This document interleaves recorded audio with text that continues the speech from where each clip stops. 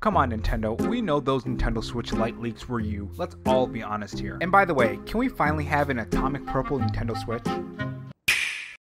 So if you haven't heard yet, Nintendo announced a Switch Lite that was probably the worst kept secret in the history of Nintendo because there were so many places that were talking about leaks, different accessories for the system, and so on. And in this video, we're going to talk about what's missing from the system, what's added to the system, and another new Nintendo Switch coming out according to a file that Nintendo has filed for a new Nintendo Switch system. The Nintendo Switch Lite is of course smaller than the original Nintendo Switch, and with the Switch Lite, you no longer have the ability to put it in the dock, so you won't be able to play it on TV. It is on the go only. They also took the ability to take off Joy-Cons from the main system, so you won't have that ability either. This being a mobile system and a cheaper version, I'm not really too surprised about this. It's also coming in 3 different colors, blue, yellow, and gray, with a Pokemon Shield edition also coming in too. I'm hoping they have an Animal Crossing edition also because I'm a huge Animal Crossing fan and I would love to see one. I'll probably actually try to make a mock-up of a Nintendo Switch version for Animal Crossing, so make sure you're following me on Twitter at RoboRob93 for that. Now you're probably wondering, what about the games that require the Joy-Con? And don't worry, I got you. It seems those games won't be able to play on the Switch Lite. For those, you're going to have separate Joy-Cons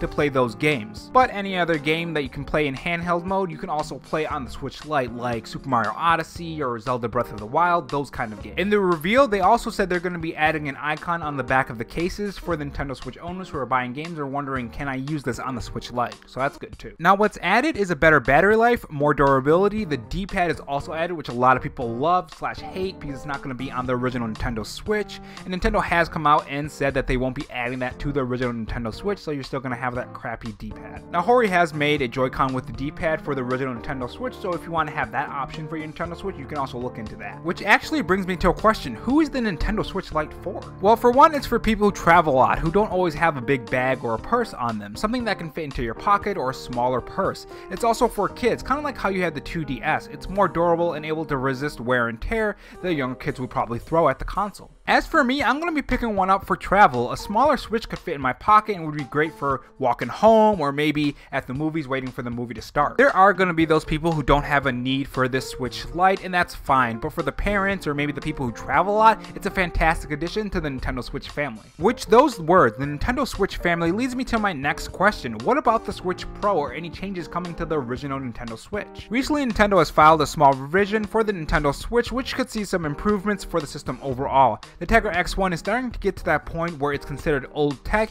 and I think Nintendo plans on stealth dropping a revision for the Nintendo Switch. It'll give the Switch a better loading time, maybe quicker downloads, and all the good stuff that happens with these stealth updates that companies like to do for their systems. If this is the Switch Pro, I think it would be a much more powerful upgrade than this small upgrade. It would make sense that they make any changes from the Switch Lite and implement them into the original Nintendo Switch while it's still being manufactured. We could see a better battery life, maybe some other small changes here and there, but on the outside of the system, I think it's still going to be the same. But then the question becomes, what about the Nintendo Switch Pro? And to that, I'd say it's still a possibility. Rumors continue to fly out about the Switch Pro, and it wouldn't surprise me if after the Switch Lite is released, we see more rumors appear in a similar fashion to the Switch Lite rumors. I mean, Nintendo still has to keep up with a third party, and as games get more advanced into the next generation, we're going to need more powerful hardware to run them at an acceptable rate by the current audience for the Nintendo Switch. Overall, I think this is a good addition to the Nintendo Switch family. It's geared more towards children and people who travel a lot, or maybe people who just want a second one for on the go, and I think that's fine. It's definitely for me,